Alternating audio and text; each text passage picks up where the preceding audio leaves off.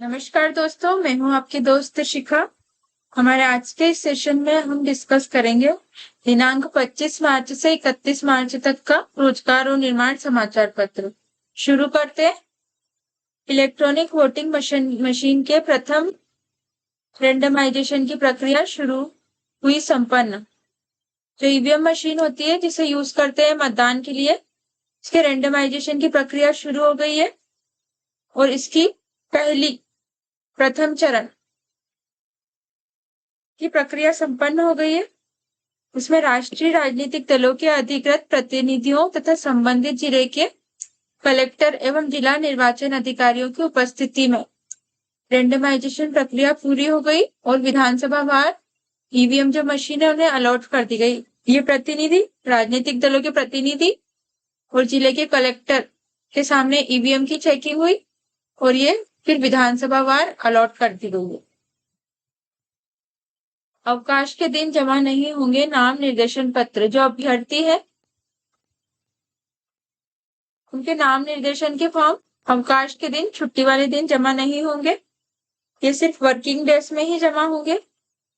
ये नाम निर्देशन के फॉर्म जमा करते हैं और साथ में एक राशि जमा करते, जमानत राशि, जो कि अगर वो जीतते नहीं है तो उनको बाद में वापस मिल जाती है। अनारक्षित वर्ग के अभ्यर्थी को 25,000 और अनुसूचित जाति और जनजाति के अभ्यर्थी को 12,500 निक्षेप राशि निर्धारित की गई है। महिला एवं दिव्यांग कर्मी भी करेंगे मतदान बूथ का संचालन। जो मतदान की प्रक्रिया होती है इसमें सब बहुत ही सारे कर्मचारी भाग लेते हैं।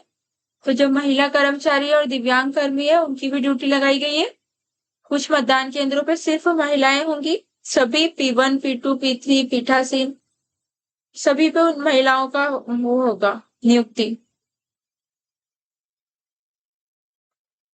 1500 से अधिक मतदाताओं वाले 367 मतदान केंद्रों में विकसित किए जाएंगे सहायक मतदान केंद्र। जहां वोटर्स 1500 से अधिक रहते हैं तो वहां बहुत ही रश हो जाता है। इसके लिए वहां एक सहायक मतदान केंद्र भी बनाया जाएगा जिससे कि आसानी से वोटिंग हो जाए। 5 करोड़ से अधिक मतदाता करेंगे मत का प्रयोग। अभी जो वर्तमान में मतदाताओं की संख्या है वो है 5,64,76,110। इतने लोग मतदान करेंगे। प्राधिकृत पत्रकारों को मिलेगी पोस्टल बैलेट की सुविधा। जो रजिस्टर्ड पत्रकार है, क्योंकि उनकी भी महत्वपूर्ण भूमिका है लोकतंत्र में, तो उनको भी पोस्टल बैलेट की सुविधा, क्योंकि वो जो निर्वाचन वाले दिन वो भी बिजी रहते हैं और वोटिंग नहीं कर पाते, उसके लिए उनको पहले पोस्टल बैलेट से वोटिंग करने की सुविधा दी जाएगी।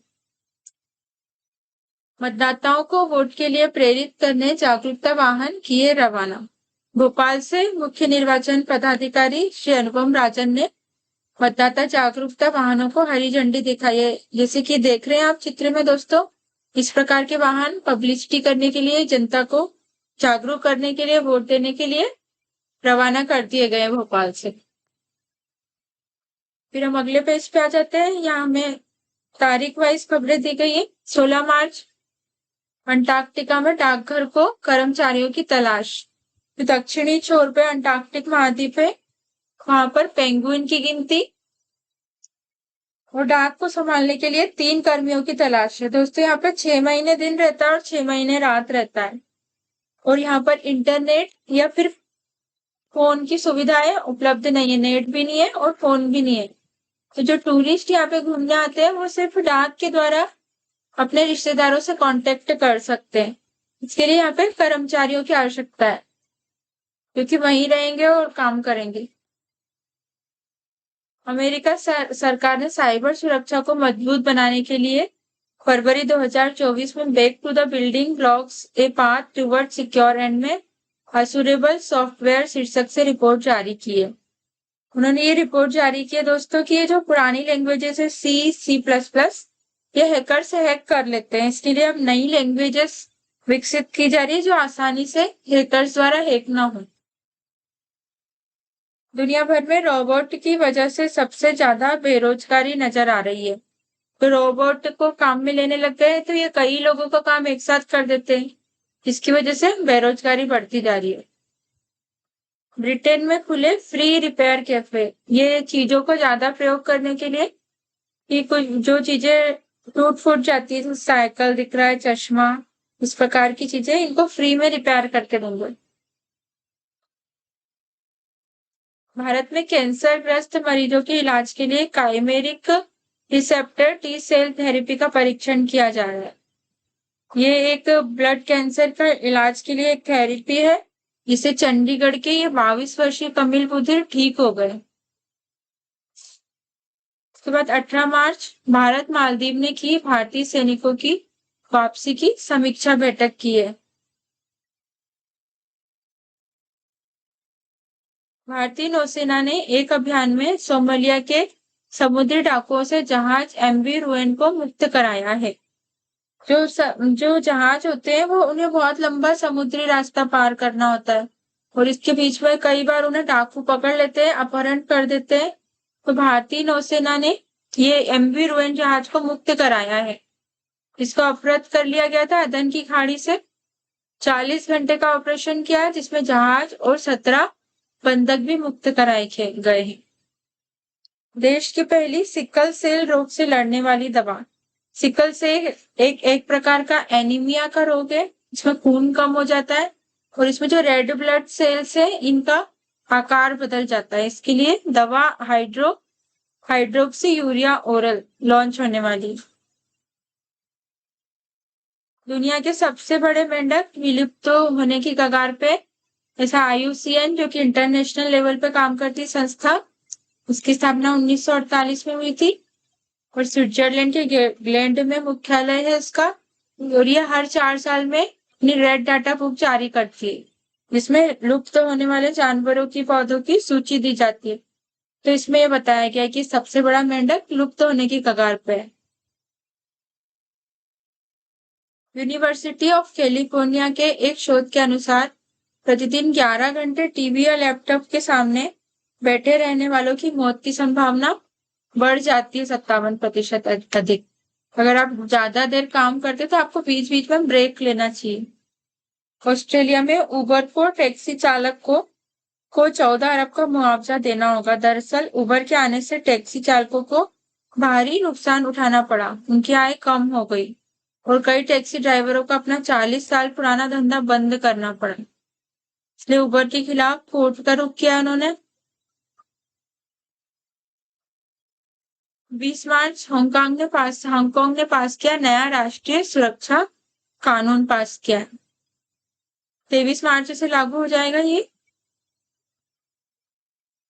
यह कानून सरकार को असहमति दबाने की अधिक शक्ति प्रदान करेगा। इस कानून में राष्ट्रीय सुरक्षा के लिए खतरे वाली गतिविधियों के लिए कठोर दंड का प्रावधान है। अगर कोई व्यक्ति या संस्था या ग्रुप अगर राष्ट्रीय सुरक्षा के विरुद्ध जाता है, उनके लिए कठोर दंड होगा। अमेरिकी अंतरिक्ष एजेंसी नासा, अमेरिका की एजेंसी नासा है, यूरोपियन स्पेस एजेंसी ESA और गूगल अर्थ साथ मिलकर बाघों के लिए एक नया रियल टाइम मॉनिटरिंग सिस्टम तैयार कर रहे हैं। इस सिस्टम का नाम टाइगर कंजर्वेशन लैंडस्केप 3.0 है। ये तीनों मिलके ये तैयार कर रहे हैं टाइगर कंजर्वेशन लैंडस्केप 3.0। अमेरिकी कंपनी एनवीडिया ने 6G टेलीकॉम नेटवर्क की टेस्टिंग के लिए AI पर आधारित नया सॉफ्टवेयर प्लेटफॉर्म लॉन्च किया है। इसमें एक ऐसी एप्लीकेशन भी है जो क्लाउड आधारित कम्युनिकेशन एनवायरनमेंट बनाती है। इसके माध्यम से 6G नेटवर्क की वास्तविक समय में टेस्टिंग की जा सकेगी।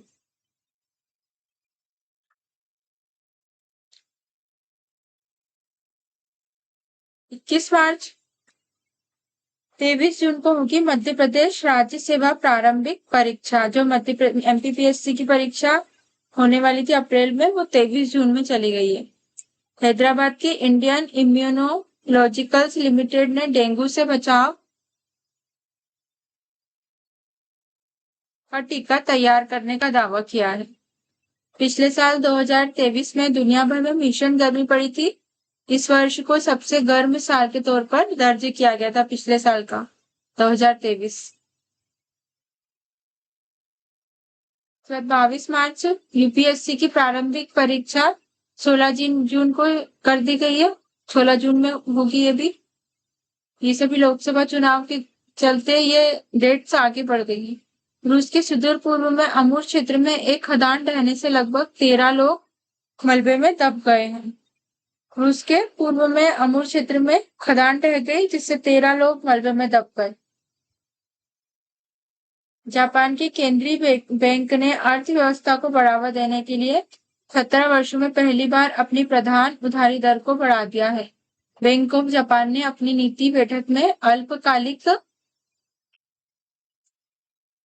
ब्याज दर को ऋणात्मक 0.1% से बढ़ाकर 0.1 माइनस में जो थी 0.1 उसको प्लस में 0.1 कर दिया गया है।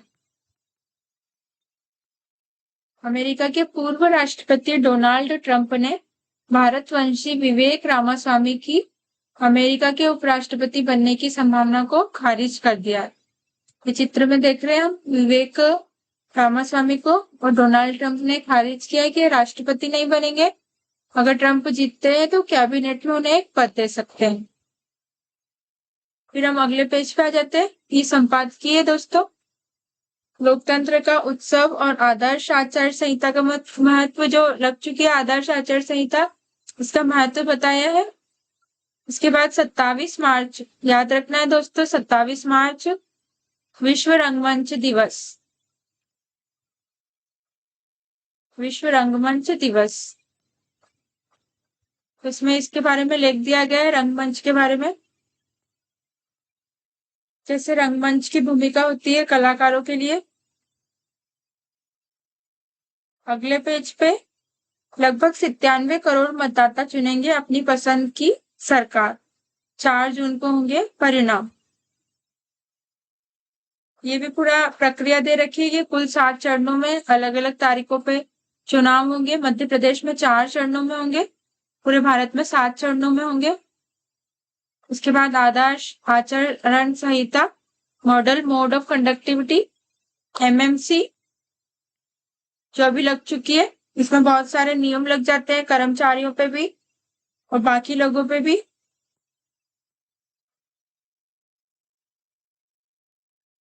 अब हम अगले पेज पे आ जाते हैं। इसमें सीहोर जिले के बारे में जानकारी दी गई है। पिछली बार में हमने रायसेन पढ़ा था, इस बार सीहोर। सीहोर मालवा क्षेत्र के मध्य में विंध्याचल रेंज में स्थित है। यहाँ विंध्याचल पर्वत है और इसकी रेंज में ये सीहोर स्थित है। इसका पुराना नाम सिद्धपुर हुआ करता था, सिद्धपुर। यह जिला धार्मिक, पौराणिक और आध्यात्मिक मान्यताओं से समृद्ध शहीदों की भूमि है। इसके बाद इसकी धरातली बनावट बताइए। यहाँ ये किन्नौरगढ़ का किला है। सागौन रिट्रीट से 4 किलोमीटर की दूरी पर देलाबाड़ी के पास किन्नौरगढ़ का किला है। यहाँ लगभग 10 से अधिक गोंड राजाओं ने राज्य किया था और रानी कमलापति ने भी आत्म बलिदान किया। इसके बाद सीहोर में सारू मारू की गुफाएं हैं, भोपाल से 80 किलोमीटर की दूर पे। पर्यटन स्थल में ये चिंतामण गणेश मंदिर है। कुंवर चैन सिंह जो शहीद हुए थे उनकी समाधि है।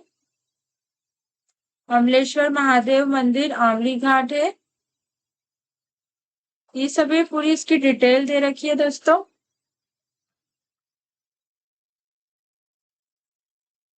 मध्य प्रदेश का प्रमुख जनजातीय समाज और संस्कृति। इसके बाद ये इस पेज पे जनजातियों के बारे में दे रखा है जो हमने अभी ये पढ़ा है सीहोर। इसके आगे का ये इस पेज पे दे रखा है दोस्तों। ये सीहोर से 95 किलोमीटर दूर रेहटी में स्थित देलाबाड़ी पर्यटकों के ये देलाबाड़ी का चित्र दे रखा है। ये पर्यटकों के आकर्षण का केंद्र है। हर क्षेत्र में खेल की अपनी परंपरा और विशेषता रहती है। सीहोर जिले को भोपाल के बाद हॉकी, यहाँ पे हॉकी ज्यादा खेला जाता है दोस्तों सीहोर में। और इसका भोजन है दाल बाफला लड्डू, यहाँ का मुख्य भोजन है। सिपाही बहादुर सरकार सीहोर का दशहरा मैदान भीषण स्वतंत्रता संग्राम और बलिदान का साक्षी है। यहाँ 1 2 नहीं 356 कब्रें हैं। यहाँ पे बहुत सारे शहीद लोग हुए थे जिनकी कब्रें हैं। 10 मई 1857 को मेरठ से शुरू हुआ स्वतंत्रता संग्राम दिल्ली उत्तर प्रदेश होता हुआ मध्य भारत तक पहुंच गया था। मध्य में तो सीहोर है, वहां भी पहुंच गया था। और यहाँ बहुत सारे शहीदों की समाधि है। माँ बिजासन धाम सीहोर जिले से 80 किलोमीटर की दूरी पे गुरहटी तहसील में ये माँ बिजासन का धाम है। चित्र में देख रहे हैं। भोपाल से 75 किलोमीटर दूर है। नर्मदा के घाट से 15 किलोमीटर दूर है। लगभग 1400 सीढ़ियां हैं। फिर हम अगले पेज पे आ जाते हैं। इसमें ये मध्य प्रदेश की जनजातियां, मध्य प्रदेश की प्रमुख जनजातियां, और इसका नेक्स्ट अगले पेज में दिया हुआ है कि मध्य प्रदेश में कौन कौन सी जनजातियां हैं। तो टोटल 46 जनजातियां हैं, इनके नाम दे रखे हैं। मध्य प्रदेश में बड़ी संख्या में जनजातीय समाज निवास करता है। यह जनजाति आदि संस्कृति परंपरा विविध कलाओं से प्रदेश को समृद्ध करती है। ये गिलिन और गिलिन ने क्या परिभाषा बताई इनकी? स्थानीय जाति समूहों का एक ऐसा समुदाय जनजाति कहलाता है जो एक सामान्य क्षेत्र में निवास करता है। ये जनजाति लोग ये पिछड़े होते हैं थोड़े, और ये एक क्षेत्र में निवास करने लगता है और इन्होंने अपनी अलग ही संस्कृति बना ली, फिर अपने अलग नाम दे दिया और जनजाति कहलाने लगता है। मध्य प्रदेश की विभिन्न जनजातियां बताइए। पिछड़ी विशेष पिछड़ी जनजातियां कुछ सहरिया भारिया बेगा विशेष रूप से पिछड़ी हुई है। उनके लिए सरकार ने कई योजनाएं भी निकाली है।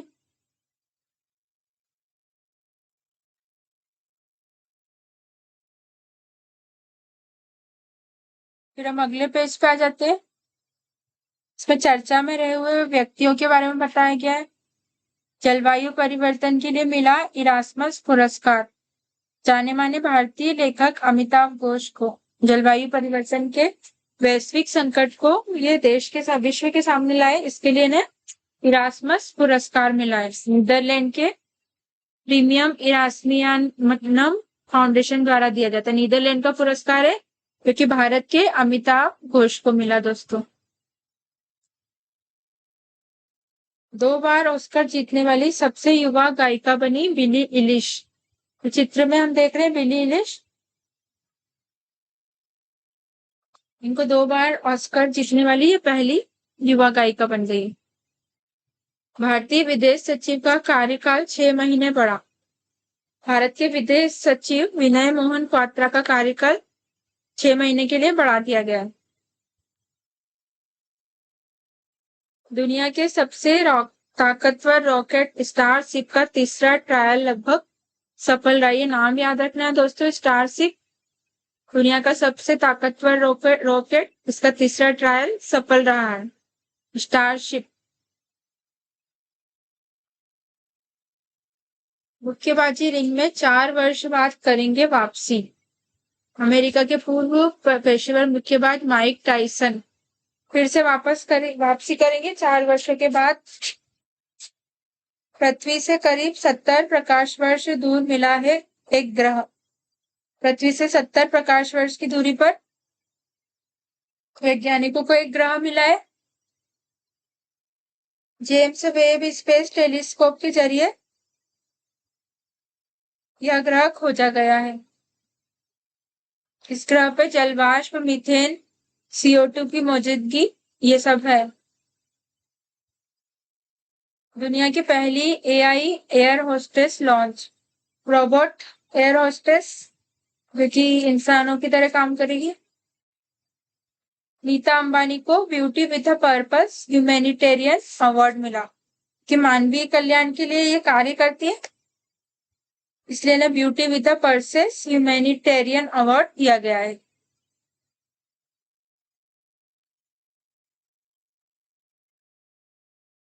इसके बाद अगली खबर, इसाक डार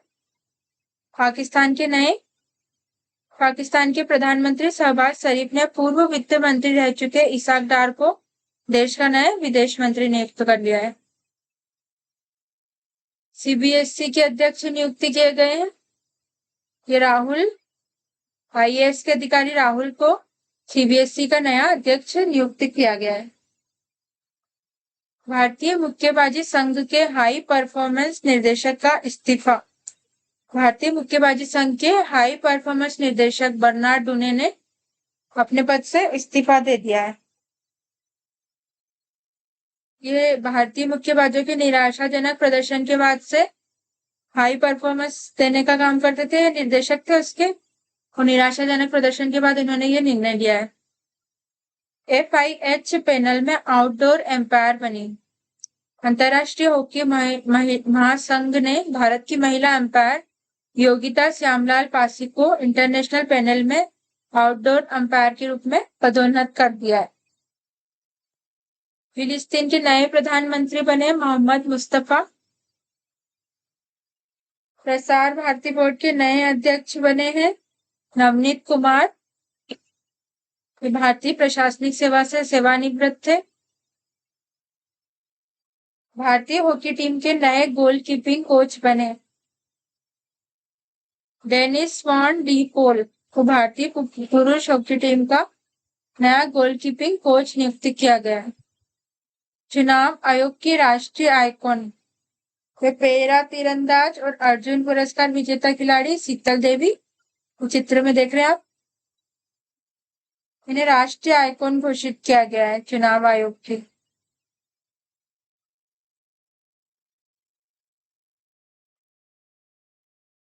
इसके बाद कुछ लोग जिनका देहांत हो गया है, उनकी स्मृति शेष। आयरन लंग्स के साथ जीवन बिताने वाले पॉल का निधन। मशीनी फेफड़े के सहारे सबसे लंबा जीवन बिताने वाले दुनिया के एकमात्र व्यक्ति पोलियो बोल। यह मशीनी फेफड़ों से जी रहे थे। उनका 78 वर्ष की उम्र में निधन हो गया। 6 वर्ष की उम्र में पोलियो से ग्रसित हो गए थे, उसके बाद लकवा ग्रस्त हो गए, जब से ये मशीनी फेफड़ों से के सहारे जी रहे थे। पद्मश्री से सम्मानित बुनकर कपिल देव प्रसाद का निधन। ये बुनकर कपिल देव प्रसाद जी ने मिला था पद्मश्री पुरस्कार 2023 में, इनका निधन हो गया। भारतीय नौसेना के पूर्व प्रमुख एल रामदास का निधन। भारतीय नौसेना के पूर्व प्रमुख एडमिरल सेवानिवृत्त एल रामदास का एक सैन्य अस्पताल में निधन हो गया है। फिर हम अगले पेज पे, ये ऑब्जेक्टिव है, ये हम अगले लेक्चर में करेंगे दोस्तों। ऑब्जेक्टिव्स फिर हम अगले पेज पे लेते हैं 15 पे। इसमें खेल के बारे में खबरें दी गई है। मनीष ने पैरा निशानेबाजी विश्व कप में जीते 2 पदक। भारतीय निशानेबाज मनीष नरवाल ने पैरा निशानेबाजी विश्व कप में शानदार प्रदर्शन करते हुए 2 रजत पदक जीत लिए हैं। भारतीय ओलंपिक संघ ने भंग की तदर्थ समिति। भारतीय ओलंपिक संघ IOA ने भारतीय कुश्ती महासंघ का कामकाज देखने के लिए बनाई गई भूपेंद्र सिंह बाजवा की अध्यक्षता वाली 3 सदस्यीय तदर्थ समिति को भंग कर दिया है ओलंपिक संघ ने। रॉयल चैलेंजर्स बेंगलुरु ने पहली बार जीता WPL।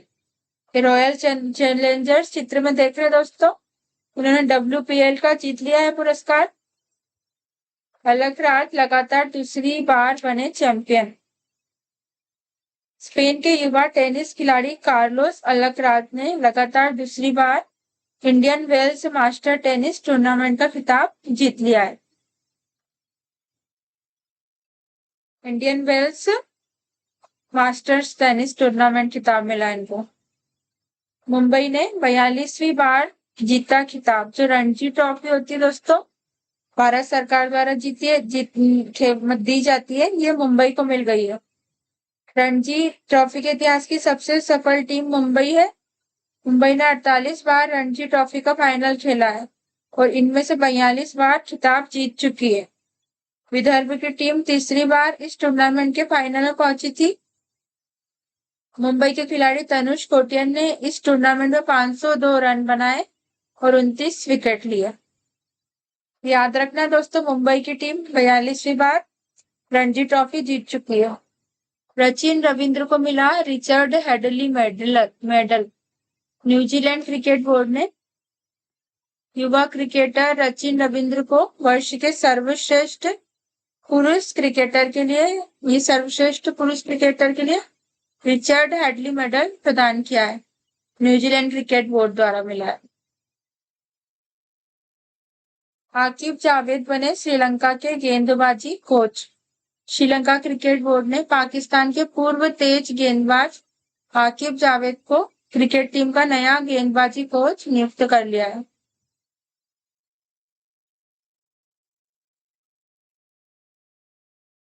सरफराज और जुरेल केंद्रीय अनुबंध में हुए शामिल। भारतीय क्रिकेट कंट्रोल बोर्ड बीसीसीआई ने इंग्लैंड के खिलाफ टेस्ट सीरीज में पदार्पण करने वाले सरफराज खान और ध्रुव जुरेल को केंद्रीय अनुबंध सूची में शामिल कर लिया है। जोनाथन क्रिस्टी ने जीता ऑल इंग्लैंड बैडमिंटन खिताब। ऑल इंग्लैंड बैडमिंटन का खिताब किसको मिल गया दोस्तों? जोनाथन क्रिस्टी को। इंडोनेशिया के अनुभवी सेटलर जोनाथन क्रिस्टी को ऑल इंग्लैंड बैडमिंटन चैंपियनशिप का खिताब मिला है। वनडे और 2020 में होगा लागू स्टॉप क्लॉक का नियम। अंतर्राष्ट्रीय क्रिकेट परिषद ने स्टॉप क्लॉक नियम को सीमित ओवर प्रारूप में स्थायी बनाने का फैसला किया है। आईसीसी ने बताया कि इस नियम को परीक्षण के तौर पर दिसंबर 2023 में पेश किया गया था। 2023 में दिसंबर में इसका परीक्षण किया गया था और अब इसको लागू करने का फैसला कर लिया गया है। स्टॉप क्लॉक नियम क्या होता है दोस्तों? इसके अंतर्गत फील्डिंग टीम को 60 सेकंड के अंदर नया ओवर शुरू करना जरूरी होता है। तो फील्डिंग करने वाली टीम देर लगाती है बॉल को लाने में, इसके लिए 60 सेकंड के अंदर उसको नया ओवर चालू करना होगा। इसके बाद हम अगले पेज पे आ जाते हैं। ये हमारी राष्ट्रपति श्रीमती द्रौपदी मुर्मू जी लाल बहादुर शास्त्री राष्ट्रीय प्रशासनिक अकादमी में 125वें प्रेरणा प्रशिक्षण कार्यक्रम में राज्य सिविल सेवा के अधिकारियों को संबोधित किया है, जो आईएएस की ट्रेनिंग वाले हैं। हमारे समावेशी विकास की अवधारणा से होगी वंचित वर्ग की प्रगति। उनका कहना है कि सभी का समान विकास हो, जैसे जो वंचित वर्ग पिछड़ा है उनकी भी प्रगति होगी। ब्रिटेन के प्रधानमंत्री ने कहा 2 मई को चुनाव की संभावनाएं नहीं। ब्रिटेन के भारतवंशी प्रधानमंत्री ऋषि सुनक ने कहा कि 2 मई को चुनाव की संभावना नहीं है, उसके आगे जाएंगे। भारतीय सेना संयुक्त मैत्री सैन्य अभ्यास 2024 में हुई शामिल। जो भारत की सेना है सैन्य अभ्यास संयुक्त मैत्री में शामिल हुई। कि किस किस के बीच में दोस्तों? सेशेल्स में चल रहा है ये। 18 मार्च से शुरू हुआ और 27 मार्च तक चलेगा।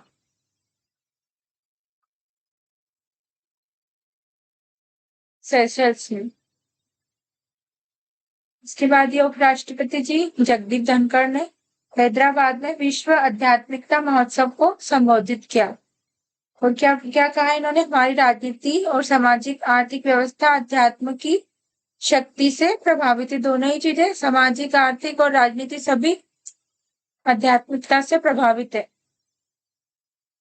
लगातार 5वीं बार रूस के राष्ट्रपति बने व्लादिमीर पुतिन। ये व्लादिमीर पुतिन लगातार 5वीं बार ये रूस के राष्ट्रपति बन गए। 2036 तक रूस के राष्ट्रपति रह सकते हैं पुतिन, और 2036 तक इनके राष्ट्रपति रहने की संभावना है।